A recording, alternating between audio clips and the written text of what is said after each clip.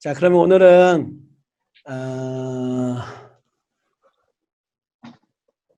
다중지능 현위치 파악을 위해서 가족들의 어떤 지능을 갖고 있는지, 그 지능이 부모, 자식을 하면서 어떻게 이어가고 있는지, 성격 유형, 또 교류 분석 이 세 가지를 했거든요. 요것이 한 3, 4대 정도, 4대까지만 축적이 되면 우리 후손들은 진로를 선택하는데,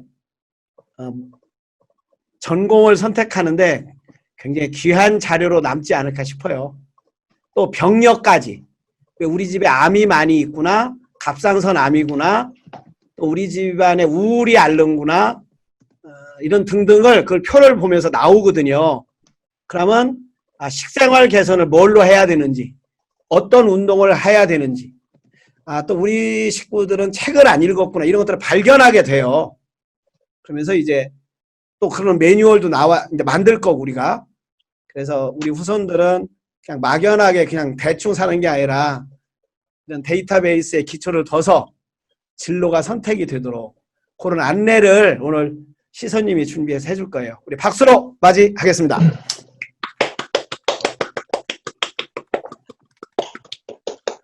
네, 반갑습니다. 저는 시선이고요. 제 소개를 간략하게 드리자면 저는 상담을 공부를 했어요. 상담을 전공으로 공부를 했고 지금은 학교에서 상담자가 되고 싶어 하는 학생들을 대상으로 가르치고 또 연구를 하고 있습니다. 저는 이제 주된 연구 분야가 진로 상담이에요. 그래서 주로 보통 이제 사회적 약자로 구분되는 예를 들어서 성소수자라든가 또 세터민이라든가 아니면 사회 경제적 수준이 낮은 사람들을 위한 진로 상담을 연구를 하고 있습니다. 그래서 어떻게 보면은 이제 저희 아버지께서 그 ALP 이제 신조가 가난과 무지를 탈출하고자 하는 거잖아요. 그래서 그런 것과 약간 일맥상통한데 이게 어떻게 해서 일맥상통하게 되었는지 오늘 강의를 통해서 또 설명을 또 드리도록 하겠습니다. 그래서 이제 오늘 이제 주된 저의 이제 주제는 진로예요. 진로. 그리고 여러분들 이제 진로를 고민하는 데 있어서 또 가족은 어떠한 영향을 미치고 그리고 그 가족이 미치는 영향을 가계도로 어떻게 표현할 수 있는지 이런 거를 오늘 간단하게 요약해서 설명을 드리고자 합니다. 자, 제일 먼저 우리가 잠시만요.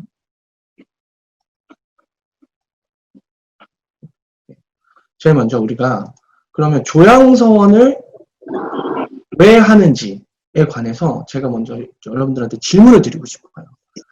아침 햇살님께서 방금 전에 조향서원을 통해서 어떻게 변화됐냐라고 물어봤는데 저는 여러분들이 조향서원을 왜 하는지 내가 조향서원을 하는 이유를 각 가정을 대표해서 한 분씩만 간단하게 설명을 해주시면 좋을 것 같거든요.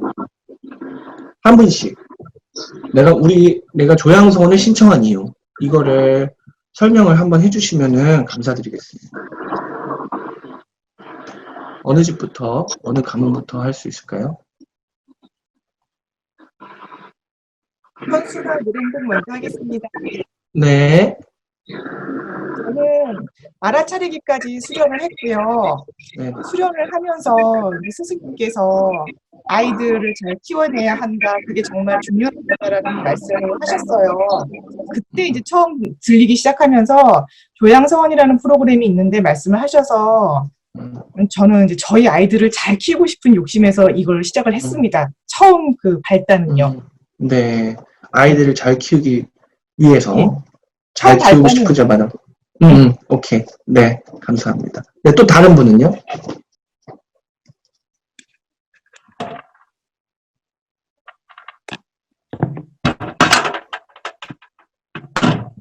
모닥불입니다. 네. 저는 이 어머니가 재혼을 하셔가지고, 음, 그동안 좀 남들 가문이나 제사 지내는 것에 대해서, 음, 좀 관심이 아니라 좀, 뭐라고 할까, 우리나라는 가문 때문에 망했어. 음, 우리가 남이가 하는 이런 해거리 문화라는 건 결국은 가문 때문에 온 거 아니야. 또 그다음에 세상이 지금 전부 다 자식들이 게이래도 지금 인정해야 되는 세상으로 변하는데 이 가문이라는 어떤 이 덫을 씌우면은 이 자손들한테도 뭔가 덫을 씌우는 거 아닌가 뭐 이런 그러니까 나를 합리화시키기 위한 거겠죠. 이제 그런 생각을 해오다가 이제 이 손주를 보면서부터 이거 내가 뭔가 애들한테 이게 내 할아버지한테 내가 어떤 메시지를 받은 게 있었는데 이게 이어주는 사람이 없어가지고 없구나 하는 이제 그런 생각을 하다가 이제 하티를 이걸 하면서 그런 생각들이 더 분명해지면서 이게 정말 내가 이 소위 이 조상으로서 이제 할아버지로서 내가 우리 아들한테는 내가 좋은 영향을 몰라서 못 끼친 부분이 많지만 남은 여생 그래도 손주들한테 조금이라도 좀 좋은 영향을 끼치고 싶다 이런 생각으로 시작을 하게 됐습니다.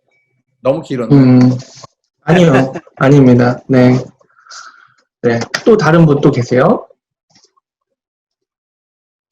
예, 안녕하세요. 돌풍입니다. 네. 예, 예. 저는, 조양성을 하게 된 계기는, 이렇게 가족들이, 이번 코로나 이런 것 때문에 같이 모일 수 있는 기회들이 많이 적었었는데, 이렇게 함께 할 수 있는 시간이, 앞으로 없겠다는 생각도 들었었고요. 또, 우리 집안이, 제 아버지가, 예수님을 받아들임으로 인해 가지고 사실 가족의 행복은 어느 정도 이루었다고 생각을 하는데 그로 인해서 오히려 가문에 대한 개념은 많이 약해졌다고 생각 들거든요. 그래서 살림마을에 계속 몇 번 이제 왔다 갔다 하면서 뭐 한옥도 이렇게 자꾸 지으시고 이렇게 하는 모습들 또 서운이 생겨가면서 좀 그동안에 없었던 관심이 좀 요즘에 많이 있었는데 마침 이렇게 기회가 되어서 우리도 이제 가문에 대해서도 한번 생각해 봐야 되겠다라는 생각을 가지고 있는데 이렇게 저한테 권해서 이렇게 참가하게 되었습니다. 네. 네. 알겠습니다. 한 분만 더 얘기 듣고 그 다음에 이제 이야기 이어갈게요.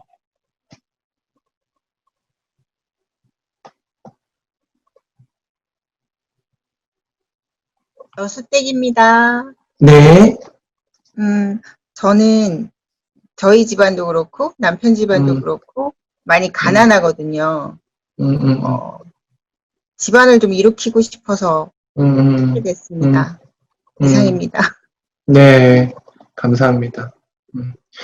자, 지금 이 이야기들을 많이 해주셨는데요. 아이들을 잘 키우기 위해서, 또 가문을 이어가기 위해서, 또 함께하는 시간을 많이 만들고, 또 가문에 대한 관심도 이어가게 되었고, 마지막으로 또 집안을 일으키고 싶어서 조양선을 신청하게 되었다라고 말씀하셨는데, 이런 내용들을 각각 그 동기는 다르지만 이거는 한 가지 단어로 요약을 할 수 있을 것 같아요. 결론적으로 다음 세대, 현재보다 다음 세대가 더 나은 삶을 살게 하고자 하는 바람에 의해서 저는 조양선을 하시는 거라고 생각을 합니다. 다음 세대가 현재 내가 살고 있는 삶보다 더 나은 삶이라는 거는 어떻게 보면 더 가치 있는 삶을 살길 바라는 거고, 더 행복한 삶을 살기를 바라는 그런 엄마 아빠의 마음, 할아버지 할머니의 마음이라고 저는 생각이 들어요. 제가 이해를 잘 했나요? 네. 네. 그러면 요즘 이제 상담에서는 사람이 어떻게 하면 행복할 수 있을까? 사람이 어떻게 하면 행복한 삶을 살 수 있을까? 어떻게 하면 가치 있는 삶을 살 수 있을까? 이런 연구를 많이 하겠죠. 그러면 요즘에 가장 많이 연구하고 있는 요인 중에 두 가지가 진로와 가족입니다. 그러니까 진로와 가족은 인간의 행복을 결정하는 아주 중요한 요인이라는 거예요. 그래서 오늘 진로에 관해서 이야기를 할 텐데요. 우선은 기본적으로 이제 진로 하면은 가장 첫 번째 질문은 진로가 어떻게 되세요? 라고 이제 물어보잖아요. 보통 사람들. 그쵸? 제가 햇살나무님한테 햇살나무님 진로가 어떻게 되세요? 이렇게 물어보면 뭐라고 대답을 하세요?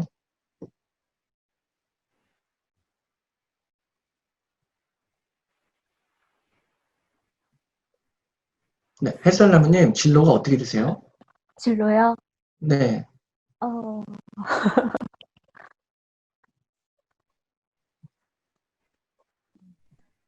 죄송합니다. 대답을 잘 못하겠네요. 네네네, 괜찮습니다. 그러면, 네. 돌탐님은 진로가 어떻게 되세요? 그렇게 먼 진로는 아니고 그냥 음, 지금 당장 가능성이 있는 거는 있는 걸 하려고 하는데 이제 그게 영국에 있는 대학교를 가는 거가 현재 이제 짧게라도 이제 지금의 진로. 영국의 대학을 가는 거. 네.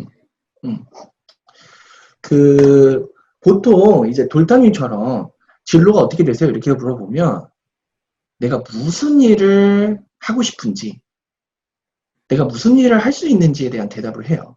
그쵸? 그렇죠. 근데 그거는 사실 진로가 아니고요. 직업입니다. 직업.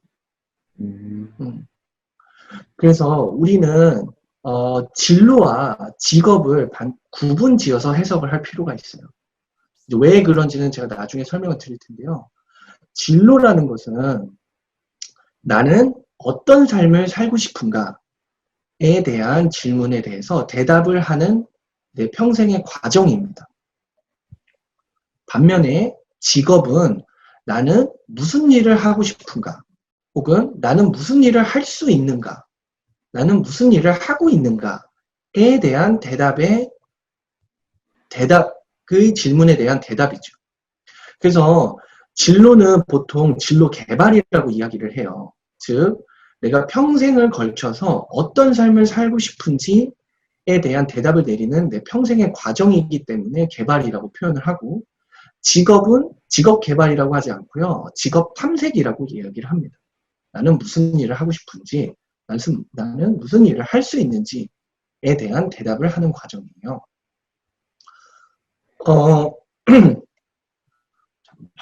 그러면 진로를 고민하고 있는 사람과 직업만을 고민하고 있는 사람의 차이가 있는데요. 제가 보통 진로 상담을 많이 하면 제일 많이 듣는 질문 중에 하나가 제가 잘하는 일을 해야 되나요? 제가 좋아하는 일을 해야 되나요? 이걸 고민하고 있는 사람들이 굉장히 많아요. 특히 이제 젊은 친구들은 내가 잘하는 일을 해야 되나? 내가 좋아하는 일을 해야 되나? 이 고민을 되게 많이 하거든요.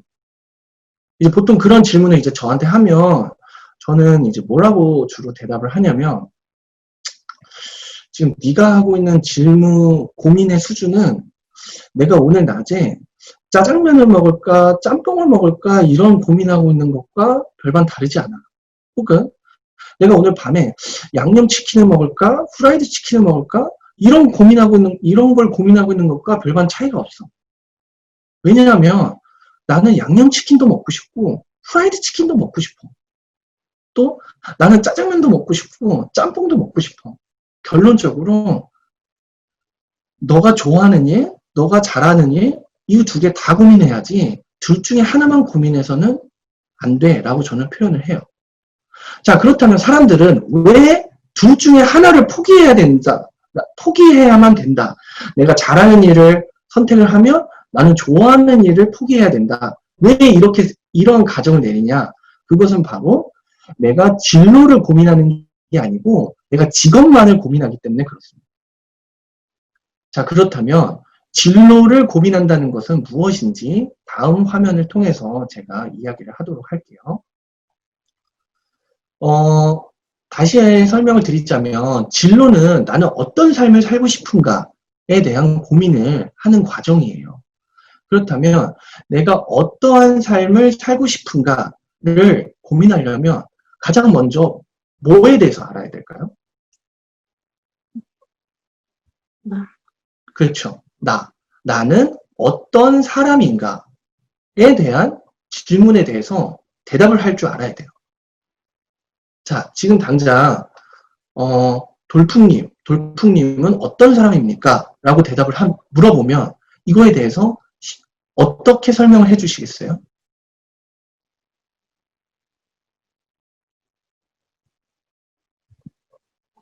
어떤 사람이냐고요? 네, 돌풍님은 어떤 사람입니까? 라고 물어보면 혹은 돌풍님은 누구입니까? 이렇게 물어보면 먼저 뭐에 대해서 설명을 해주시겠어요? 돌풍님에 대해서? 뭐라고 대답하시겠어요? 아니죠. 뭐라고요? 수련회 하는 건 아니죠, 지금. 아니에요. 아니, 기본적으로. 아니, 수련회가 아니고요. 너는 누구니? 너는 어떤 사람이니? 라고 물어보면, 가장 먼저 떠오르는 게 뭐예요? 나에 대해서 가장 자신의 뭐가 떠오르세요? 성격에 대해서 좀 많이 그렇죠. 얘기를 하지 않을까 싶습니다. 맞습니다. 네. 그래서 보통, 당신은 어떤 사람이니까 물어보면, 네, 성격에 대해서 이야기할 수 있고요. 또 뭐가 있을 수 있을까요? 좋아하는 거. 좋아하는 거, 맞습니다. 내가 그럼 또 좋아하는 거 또 설명하면 또 뭐가 있을까요? 직업을 얘기를 하죠.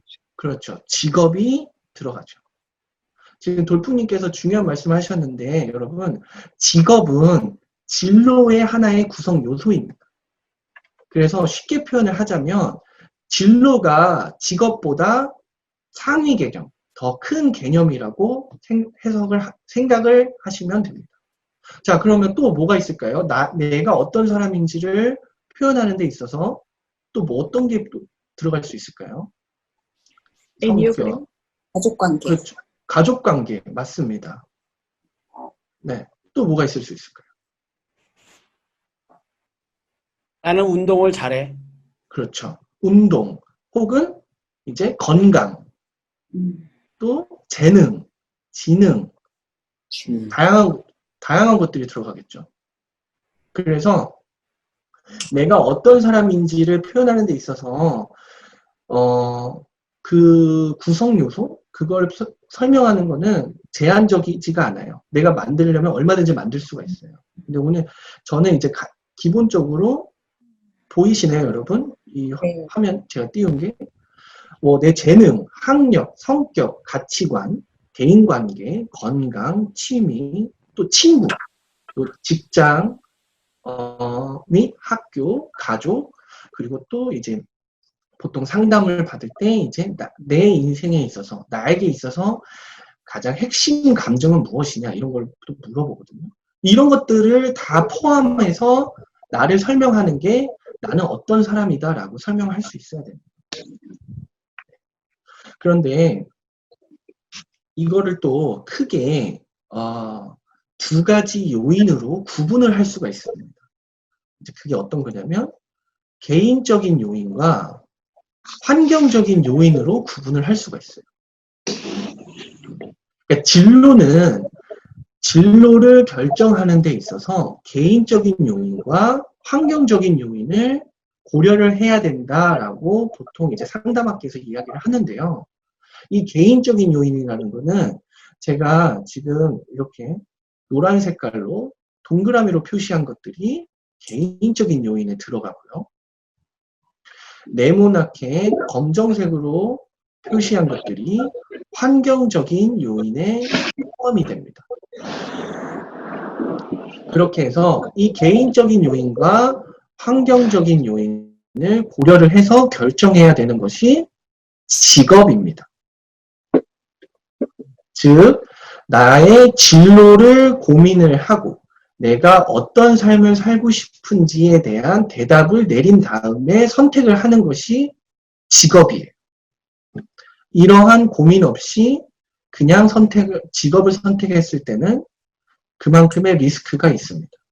이 부분은 제가 조금 이따가 다시 설명을 드릴게요.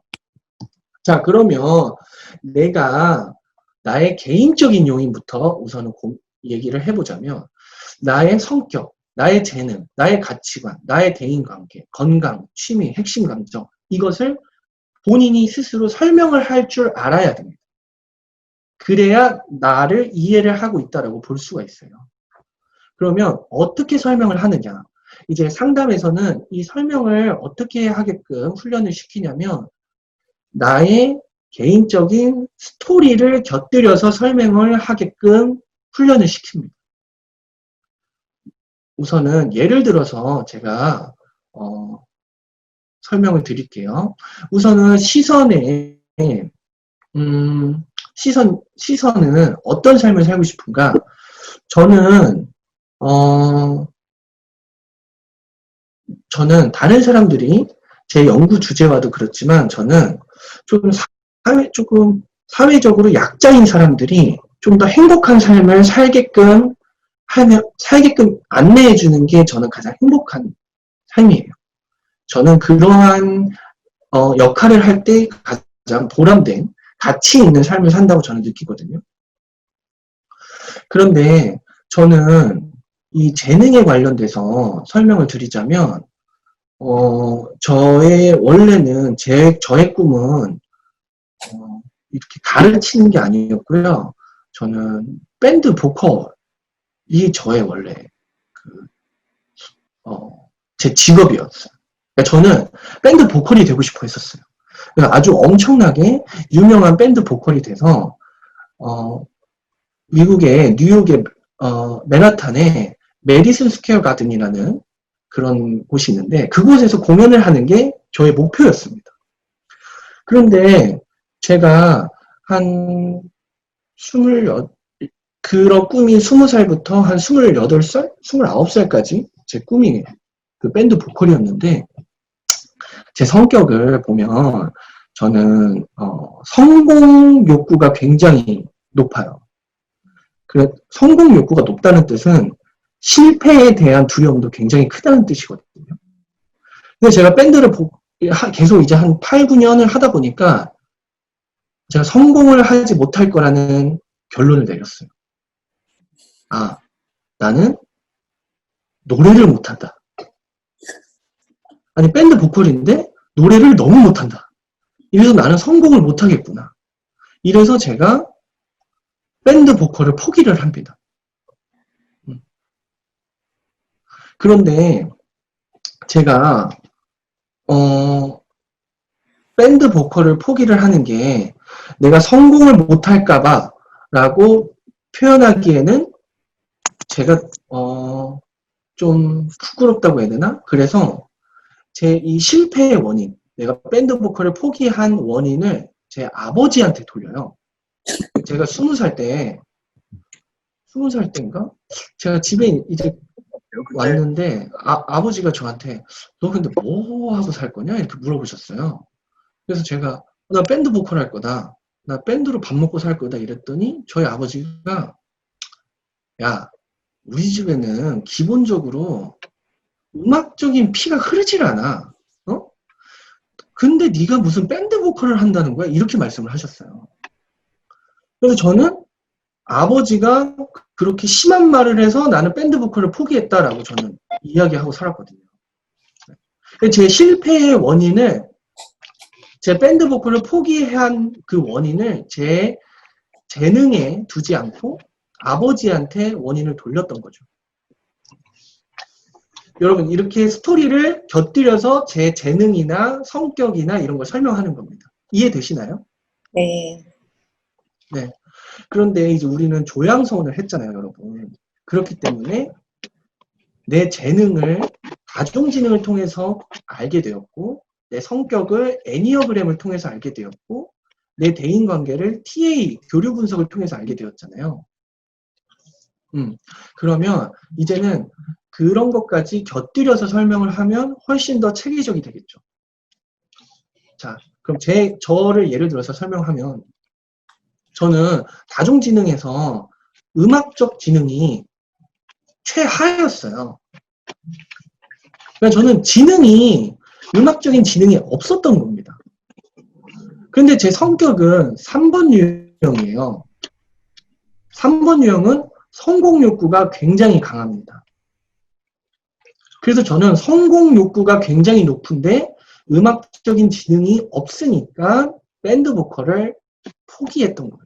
밴드 보컬을 하지 않기로 결정을 한 겁니다. 이렇게 설명을 하시면 됩니다. 제가 지금 당장 여러분들한테 한번 설명해 보세요. 이렇게 하면은 좀 어렵잖아요.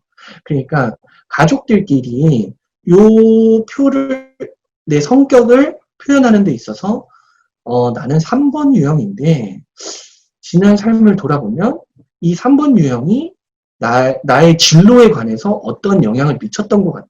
이렇게 설명을 하는 그런 시간을 가지셨으면 좋겠어요.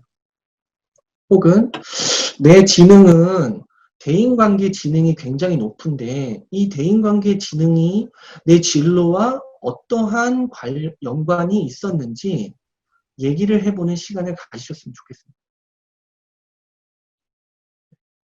이해되시나요, 여러분? 네. 그렇다면 이렇게 개인적인 요인, 이런 환경적인 요인을 충분히 고민한 상태에서, 즉 내 진로적인 고민을 충분히 고민한 상태에서 직업을 선택하는 것과 이러한 고민 없이 나는 무슨 일을 하고 싶은지 직업적인 고민만을 한 상태에서 직업을 한 경우에는 아주 큰 차이가 있습니다. 어떠한 차이가 있냐면요. 나는 어떤 삶을 살고 싶은지, 그리고 나의 개인적인 요인과 환경적 요인을 다 알고 있는 상태에서는 내가 어떠한 직업을 선택할 것인지는 그 선택의 범위가 굉장히 넓어요. 예를 들어서 시선은, 저는 약자들이 행복한 삶을 살게 해주고 싶은 그런 욕구가 있습니다. 저는 그런 삶을 살고 싶어요. 그러면 그거에 해당되는 직업은 교수가 될 수도 있겠고, 또 또 어떤 사회단체에서 일할 수도 있겠고, 또 어떤 경영을 해서 내가 경영을 한 다음에 직원을 뽑을 때 그러한 사회적으로 약자에 해당되는 사람들을 우선적으로 뽑겠다 할 수도 있겠고요. 다양한 직업군을 선택할 수 있겠죠. 그리고 내가 설령 교수가 안 됐다고 하더라도 그것은 실패한 것이 아니고 다른 직업군을 선택을 하면 되는 거예요. 근데 이러한 고민 없이 나는 교수가 무조건 돼야 해. 나는 교수가 되어야 해. 라고 했다면 설령 내가 교수가 안 됐을 때는 다른 선택지가 없게 됩니다. 그리고 나는 실패했다고 생각할 확률이 높겠죠. 왜냐? 내가 교수가 아니고는 더 이상 생각을 해본 게 없기 때문에. 여러분, 이 차이를 이해를 하시겠어요? 내가 진로적인 고민을 한 상태에서 직업을 선택하는 것과 내가 직업적인 것만을 고민을 한 상태에서 직업을 선택하는 것. 이 차이를 이해를 하시나요? 네. 네, 알겠습니다. 그러면은 우선은 개인적인 요인은 이쯤에서 마무리를 하고, 그러면 환경적인 요인을 볼 텐데요. 환경적인 요인에서 가장 중요한 것은 바로 가족이겠죠. 네. 그럼 가족은 우리의 진로에 어떠한 영향을 미치는지 한번 보도록 하겠습니다. 여러분, 이것은 이제 가족 가계도예요. 여러분들 지금 가계도를 다 그려보셨나요? 아니면은 지금 이제 그리고 있는 중이신가요? 아니면 아직 그려보진 않았고 그리고 있는 중. 네네네. 그러면 이 가계도는요, 미국에 있는 가족 치료 전문가가 이걸 만들었어요. 배경 설명을 잠깐 드리자면, 이거를 만들었는데, 이거를 만들게 된 계기가 이 사람이 상담을 하는데, 이 내담자가 알코올 중독이었던 거예요. 그런데 얘기를 해보니까 이 사람 아버지도 알코올 중독이었어요. 그리고 이 사람 할아버지, 그러니까 아버지의 아버지도 약물 중독이었던 거예요. 그럼 결국에 이 내담자가 생각하기에 내 자식도 뭐에 중독에 걸릴 확률이 굉장히 높겠다라는 걸 생각하게 된 거예요. 그래서 그걸 계기로 이 가계도라는 거를 그려보게끔 한 게 이제 가계도의 시초가 되거든요. 결국에는 가계도라는 것은, 이거를 다 우선 띄워놓고 설명을 드리자면, 가계도라는 것은 내 정체성을 분석하는 것과 동시에 패턴을 분석하는 겁니다. 패턴을 분석. 즉 다시 말해서 우리 가족은 어떠한 패턴을 가지고 있는지 알아보고자 하는 게 가계도예요. 그럼 이거를 이제 진로에 적용을 하면 우리 가족은, 우리 가문은 어떠한 진로적인 패턴을 보이는지 알아보고자 하는 게 바로 제노그램입니다.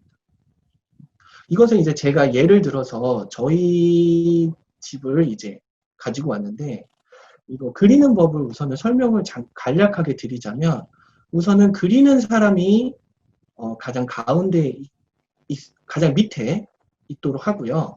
보통 남자는 네모로 표시를 하고 여자는 동그라미로 표시를 합니다. 그렇다면, 그리고 이것은 누가 그리냐? 가장 나중 세대가 그리도록 합니다. 그러니까 저희 집 같은 경우에는 이제 제 아들이 이제 2살밖에 안 됐기 때문에 이제 제 아들은 못 그리고 제가 그리는 거죠. 제가 그리고 그 다음에 돌풍님 가족 같은 경우에는 다일이나 다현이가 그리도록 하고요. 그 다음에 산돌림 가족 같은 경우에는 돌탐님께서 그리시는 거고요. 그 다음에 지금 내 자녀가 이 조향선에 참여하고 있지 않다. 이러면은 햇살나무님이나 느랭봉님 같은 경우에는 햇살나무님이나 느랭봉님이 여기 가장 밑에서 이걸 그리도록 하는 거. 이해되시죠? 네. 자, 그렇다면은 우선은 나를 그려놓고 방금 전에 우리가 이전에 했던 나의 성격, 취미, 가치관, 전공, 직업, 건강, 대인관계, 지능, 재능, 취미 이런 거를 다 여기다가 써보는 거예요. 다 정리를 해서 써보는 겁니다.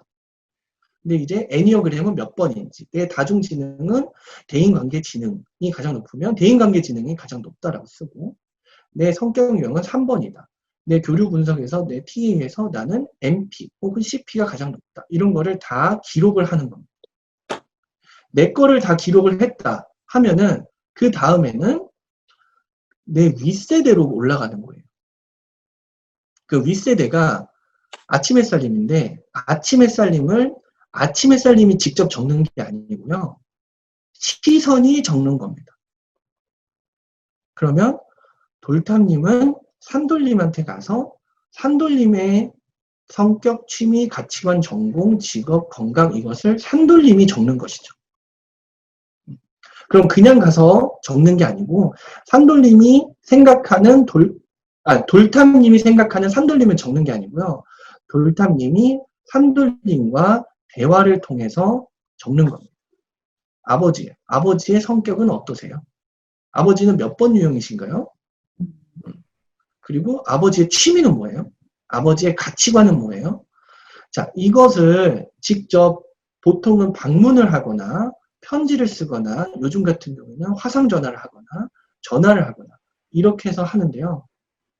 이거를 가장 밑에 세대가 윗세대한테 가서 직접 대화를 통해서 하는 이유는 아버지를 알기 위한 게 1차적인 목표고, 두 번째는 궁극적인 목표인데, 관계를 회복시키기 위한 게 관계를 회복, 혹은 관계를 훨씬 더 나아지기 위한 게 궁극적인 목표입니다. 아까 전에 다현이였나요? 다현이가 이 조양선을 통해서 좋았던 거, 변화된 점이 가족과 함께 하는 시간이 더 늘어나서, 더 많아져서, 또 대화를 하는 시간이 더 많아져서 그게 좋았다라고 이야기를 하는데, 이 제노그램을 가계도를 그리는 목적 또한 그겁니다. 내 가족과의 대화를 통해서 내 아버지를 더 이해를 하고, 또 아버지와 관계를 더 나아지게끔 하는 게 이 가계도의 목적인 거예요. 자, 그러면 이거를 이제 진로를 고민을 하는 거, 그러니까 진로를 중점적으로 이 가계도를 그려보도록 하겠습니다. 제가 아버지한테 여쭤보는 거예요. 아침 햇살님은 어떤 삶을 살고 싶으셨어요? 어떨 때 가장 행복하세요? 아침 햇살님은? 이웃들을 막 변화시키고 기획하고 안내하고 이럴 때 가장 가슴 뛰죠. 네. 그러면은 아침 햇살님은 다른 사람을 변화시키고 안내하는 거에 있어서 굉장히 가슴이 뛴다라고 표현을 해주셨는데, 그러면 아버지, 할아버지는 어떨 때 가장 행복하셨던 것 같아요? 제가 지금 아침 햇살님한테 할아버지에 관해서 여쭤봤어요. 근데 만약에 할아버지께서 살아계신다면, 여러분들이 할아버지가 살아계신다면 할아버지한테도 여러분이 직접 가서 여쭤봐야 되는 거예요. 근데 할아버지나 할머니께서 돌아가셨다 이러면 X 표시를 합니다. 그리고 할아버지의 모습을 할머니나 아버지를 통해서, 혹은 고모나 삼촌을 통해서 할아버지를 기록하도록 하는 것이 좋습니다.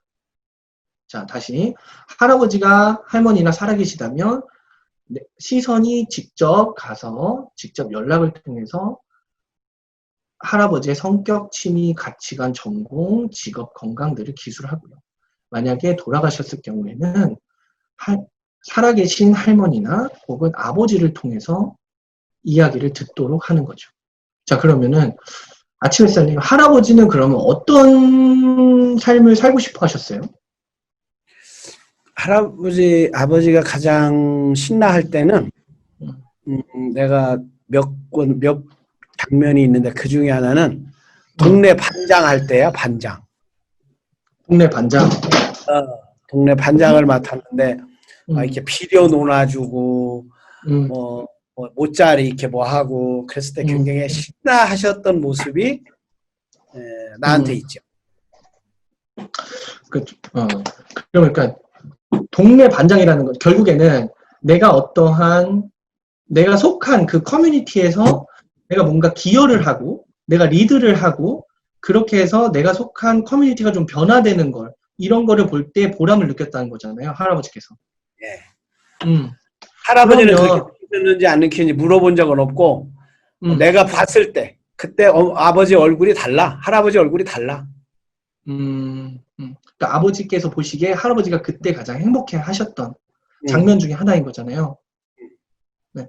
자, 여러분, 그러면 지금 저희 할아버지, 저희 아버지, 그리고 저에 관해서 어떠한 패턴이 진로에 관해서 어떠한 패턴이 있는지 분석이 되시나요? 네, 제스민이 어떠한 패턴이 분석이 되세요?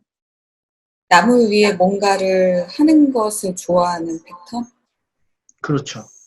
그러니까 저희 할아버지는 동네 반장을 통해서 남들을 도와주고 남들을 리드해주는 거에 대해서 행복을 느낀 거고요. 아침 햇살님은 영성 PD, ALP를 통해서 남들을 변화시키는 거에 대해서 행복감을 느끼는 거고요. 저는 연구를 통해서 혹은 교수라는 직업을 통해서 남들을 변화시키고 사회적인 약자들이 좀 더 나은 삶을 살게끔 하는 거에 대해서 행복감을 느낍니다. 그래서 저희 할아버지, 저의 아버지, 저는 직업은 다르지만 같은 진로를 가지고 있는 겁니다. 그리고 저의 이런 진로, 남들의 변화를 통해서 특히 사회적인 약자들을 변화시키고자 하는 그런 저의 진로는 제가 그냥 스스로 만들어낸 게 아니고요. 저의 아버지로부터 이어온 거고, 저의 아버지의 그러한 남들을 변화시키는 것, 그리고 이웃들을 변화시키고자 하는 그러한 욕구는 저희 아버지가 스스로 만드신 게 아니고 저희 할아버지로부터 이어져 내려온 거고, 저희 할아버지의 그런 모습은 그 할아버지의 아버지로부터 이어져 온 거고, 이것은 저희 가문이 이어져 내려온 진로적인 진로입니다. 이해되시나요, 여러분? 그러니까 진로는 내가 스스로 만들어낸 게 아니에요. 내 부모로부터 이어온 거고요. 내 부모의 진로는 또 그 부모로부터 이어온 거예요. 자, 그러면 이제 또 제가 아버지한테 여쭤볼게요. 그런데 아버지는 할아버지랑 분명히 직업에 있어서 차이가 있어요. 우선 할아버지는 무슨 직업이 어떻게 되세요? 진로 말고 직업. 농민의 아들로 태어나서 농사를 지으시다가 나이 40에 금산 읍내에 가서 어물점 가게를 하셨죠. 그럼 결론적으로 아버지랑 직업이 아예 다른데 이 직업에는 가장 큰 차이를 만들어낸 요소는 뭐였나요? 그건 교육과 종교지. 나는 공부를 했고 아버지는 공부를 안 하셨고, 아버지는 종교를 안 가지셨고 나는 종교를 가졌고. 그럼 아버지 인생에 있어서 아버지가 대학을 간 것과 그리고 기독교를 접하게 된 게 아버지의 그런 직업을 선택하는 거에 있어서 가장 크게 결정한 요소 중에 하나겠네요. 예. 그럼 아버지의 현재 삶에 있어서도 할아버지랑 가장 큰 차이를 가지게 된 게 바로 교육과 종교인 거잖아요. 예. 그러니까 학위와 그리고 목사 자격증이었네요. 그렇죠? 그렇죠. 그러면 이러한 차이는 저와 아버지에서도 나타납니다. 네. 어떠한 차이가 나타나냐? 저는 아버지께서, 아침햇살님께서 이 ALP가 조금 더 확장하기를 저는 원해요. 그래서 저는 박사 학위증을 받았습니다. 네. 그리고 상담사 자격증을 땄습니다. 아버지께서는 할아버지와의 차이가 대학을 간 학사 학위증과 목사 자격증이 있는 것처럼 저는 좀 더 ALP를 확장하기 위해서 필요한 게 박사 학위증과 상담 자격증을 가지게 된 게 저와 아버지의 차이인 거죠. 이러한 차이도 패턴이 있는 거예요. 아버지께서 할아버지의 삶에서, 농민의 삶에서 아버지의 현재 직업을 선택하게 된 계기에는 어떠한 자격증이 작용했던 것처럼 저의 직업적인 삶에서 아버지의 삶과의 차이에는 또 다른 자격증과 학위증이 있었던 겁니다. 이런 것에서도 패턴이 드러나는 거예요. 저희 아버지는 할아버지의 삶보다 더 나은 삶, 더 가치 있는 삶을 살기 위해서 교육을 받은 건데 이 교육을 받게끔 이렇게 영향을 준 거는 할아버지인가요? 할머니인가요? 아버지? 할머니지요. 그럼 할머니는 어떠한 욕구가 있어서 할머니의 성격은 어떠해서 아버지한테 교육을 시키신 거죠? 할머니는 학교 가야 돼요. 아파도 가야 되고, 우리 때 이제 다리가 없었던 시절이라 비가 많이 쏟아지면 학교를 못 가거든. 근데 혼자는 못 가. 그럼 삼촌들을 통해서라도 업고서 가요. 그래서 제가 초등학교를 6년 정근상을 받거든요. 6년 정근상은 결석이 3번 이하라는 뜻이에요. 근데 이 3번을 왜 3번 결석하냐면 방학 때 외갓집 가서 방학 때 안 나간 거지 일반 때 안 나간 거 아니에요. 그리고 할머니는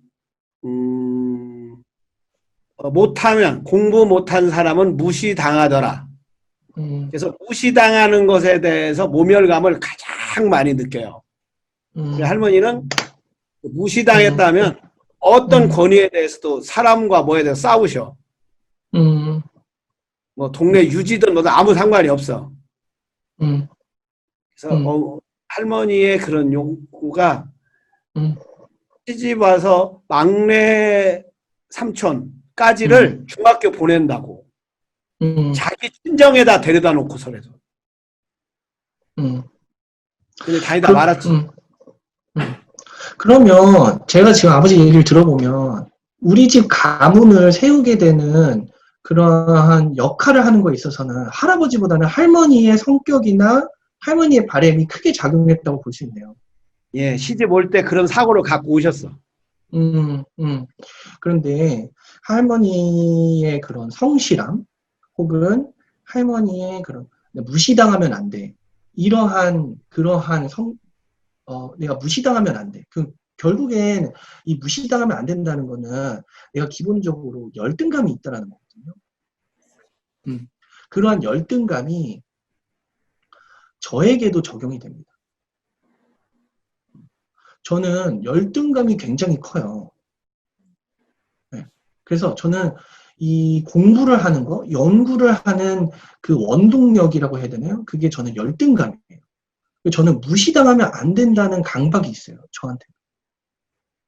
제가 유학을 결정하게 된 가장 큰 요인은 뭐였냐면, 저희 아버지께서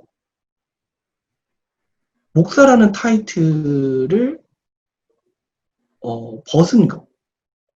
근데 그 목사라는 타이틀이 아버지의 자의가 아니고 타의에 의해서 목사라는 타이틀을 벗은 게 저한테는 그게 분노가 돼서 저한테는 우리 아버지가 무시당했다라는 생각에 화가 나서 제가 유학을 가요. 그래서 그럼 내가 박사학위를 따갖고 와서 내가 ALP를 하지. 그럼 그때도 우리를 무시할 건가? 한번 보자. 이러한 분노가 있어서 저는 박사를 간 거였거든요. 그럼 저의 할머니의 이러한 패턴이 저한테까지 오는 거죠. 무시당하면 안 돼. 라는 그런 할머니의 강박이 저한테도 오는 겁니다. 이러한 패턴이 이해가 되세요, 여러분? 네. 자, 그러면 이제 아버지는 이렇게 했고, 저의 어머니 쪽으로는 영향이 없냐? 당연히 있겠죠. 자, 어머니한테 제가 이렇게 또 여쭤보는 거예요. 어머니 인생에서 가장 중요한 가치가 무엇이세요? 어떤 게 어머니한테는 가장 중요한 가치이세요? 어머니? 음소거 해제해 주시고. 본편님 음소거 해제해 주시고.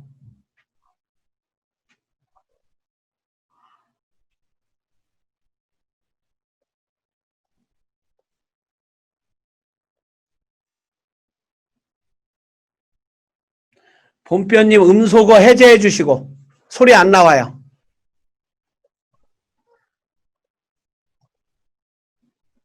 전화해. 아니, 어머니. 목소리가 안 들리는. 이게 우선은 이건 제 예측입니다, 여러분. 이따 어머니, 저희 본편님이 음소거를 해제하신 다음에 저랑 똑같이 말씀하실지는 이따가 한번 맞춰보세요. 제가 생각할 때 저희 어머니의 가장 중요한 가치는 가족이에요. 네. 저희 어머니의 가장 중요한 가치는 가족. 그러니까 남편, 자녀, 손주들입니다. 근데 이러한 가치가 어머니가 스스로 만드신 게 아니고요. 외할머니, 외할아버지로부터 저는 이어받았다고 저는 생각이 들어요. 네. 그런데 어느 정도냐면 저희 할머니께서는 저희 외할머니께서는 돌아가실 때도 네네네. 네네네. 자, 네, 이제 본편님이 생각할 때 가장 중요한 가치는 무엇인가요? 가장 중요한 가치는 아들, 딸이 행복한 것. 그쵸? 맞죠? 제 예상이 벗어나질 않습니다. 가족, 네. 자녀가 가장 중요해요. 네. 네, 근데 그게 왜 가장 중요해요, 어머니? 왜 중요하냐면, 내 생에 가장 소중한 사람들이니까. 들려요? 네네네, 들립니다. 네. 네네네. 자, 그러면 그런 어머니의 가장 소중한 가치가 가족인데, 그런 가치는, 할아버지로부터 받으신 거예요? 아니면 할머니로부터 받으신 거예요? 셨어요? 할아버지는 굉장히 자식들을 소중히 여기셨고, 그 다음에 한 번도 때린 적도 없고, 2년 전혀 이렇게 말해본 적이 없어요. 그래서 자식들을 정말로 정말로 많이 사랑하신 그런 분이셨고, 근데 그에 비해서 엄마는 그렇게, 아버지만큼 자식들을 끔찍하게 위하시진 않았는데, 근데 저는 그 인간 존중의 진짜 끝판왕이 우리 외할머니였어요. 그러니까 외할머니는 자손들을 너무너무 위하셔서 자신은 항상 맨 마지막이고, 그 자손들을 가장 윗선에다 두고 이렇게 표현을 해주셨거든요.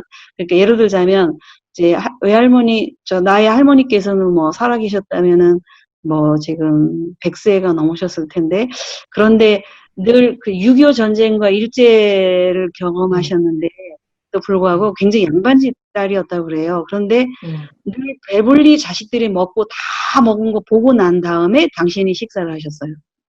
그리고 자손들한테 정말로 함부로, 야라든가 뭐 함부로 대하는 말을 제가 들어본 적이 없고, 그리고 그거는 아침 햇살님께서도 경험을 했는데, 어떻게 경험을 했냐면, 우리가 외갓집에 가면 항상 신발을 마루 위에다 올려놓으셨어요. 높은 사람 되라고.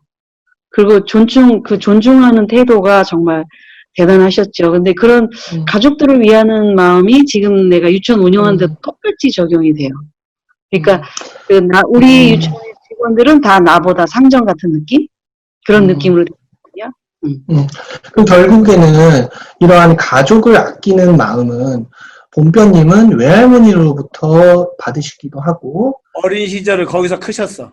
네, 그렇죠. 그 어린 시절에 받았던 그런 외할머니의 가치관이 본편님은 그걸 받으신 거고요. 그러한 맞아요. 가족을 소중하게 여기는 가치관이 저에게도 오는 거죠. 그래서 가족을 가장 우선적으로 여기는 그런 가치관은 저는 아침 햇살님으로부터 받은 게 아니고 본편님으로부터 받았어요. 참고로 아침 햇살님은 가치 우선순위를 정할 때 가족이 한 번도 1위였던 적이 없습니다. 네. 그래서 우선이지 1위. 네? 1위 우선이야. 그렇죠. 네. 1위 우선이세요. 맞아요. 근데 본편님은 늘 가족이 1순위인 거예요. 근데 저한테는 가장 1순위가 가족입니다. 그래서 저는 지금도 저의 이제 성공 욕구가 저한테 있지 않고요.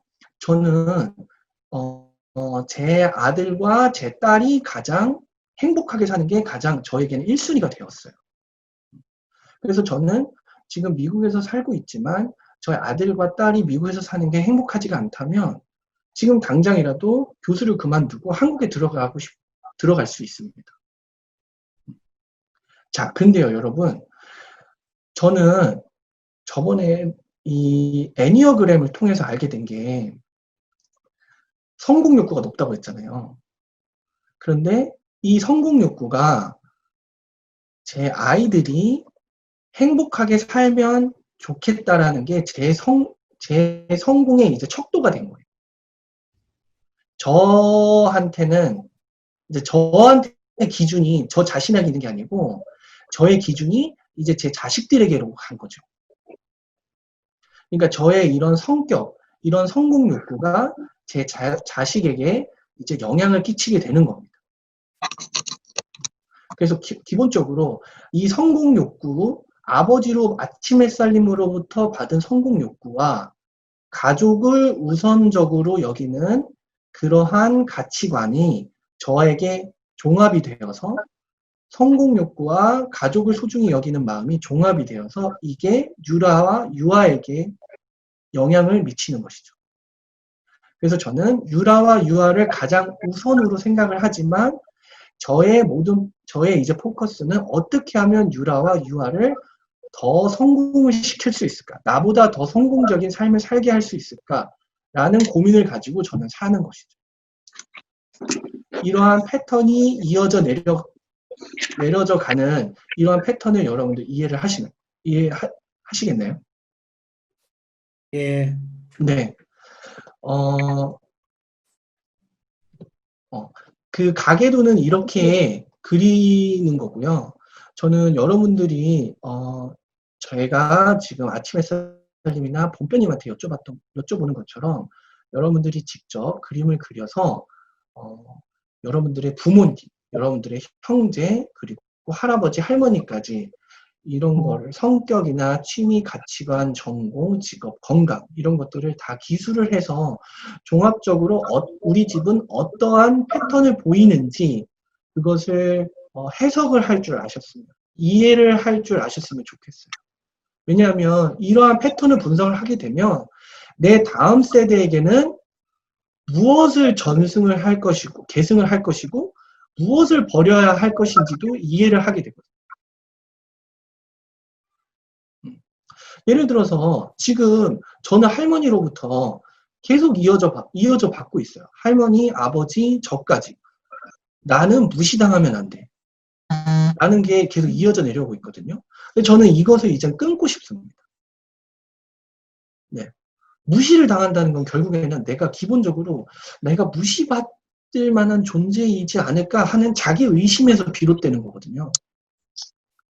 그래서 저는 그러한 자기 의심을 가지는 아이가 아니고 유라나 유아가 자기 확신을 가지는, 나는 존중받을 만한 가치가 있는 사람이다 라는 그러한 자기 확신을 가진 아이로서 자라기를 저는 바라요.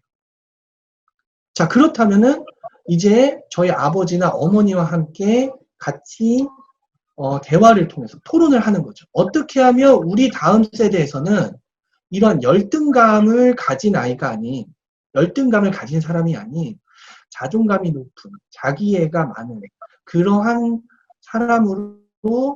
사람으로 자랄 수 있게 해줄 수 있을까? 우리가 무엇을 끊어야 될까? 우리가 무엇을 교육시켜야 될까? 이렇게 토론을 할 수 있게 되는 겁니다. 자, 그럼 우리 시소님 여기까지 할까요? 많이 애쓰셨습니다. 네, 감사합니다. 박수 보내겠습니다. 감사합니다. 감사합니다.